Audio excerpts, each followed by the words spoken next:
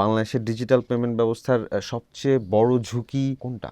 আমার কাছে মনে হয় যে আমি সবচেয়ে বড় ঝুঁকি না বলে আমি সবচেয়ে বড় অপরচুনিটি যেটা বলবো সেটা হচ্ছে যে আমাদের ফাইন্যান্সিয়াল লিটারেসিটাই হচ্ছে সবচেয়ে বড় অপরচুনিটি।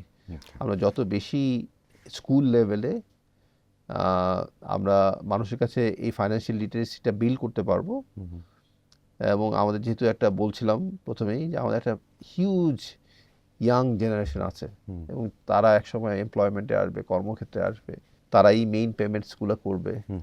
সো তাদেরকে যদি আমরা ঠিকমতো বিল্ড করতে পারি, শুধু ডিজিটাল ফাইন্যান্সিয়াল পেমেন্টের ক্ষেত্রে না বা ডিজিটাল পেমেন্টের ক্ষেত্রে না, আমাদের সমাজের সব ক্ষেত্রেই তারা একটা বিশাল কন্ট্রিবিউশন রাখতে পারবে। সো আমাদের আসলে ওই education, not only financial education, financial literacy, আসল লিটারেসির ওই জায়গাটায় যদি আমরা ঠিকমতো ফোকাস করতে পারি, তাহলে আমার কাছে মনে হয় যে আমাদের সমাজের সব ক্ষেত্রেই আমরা বেনিফিটেড হব।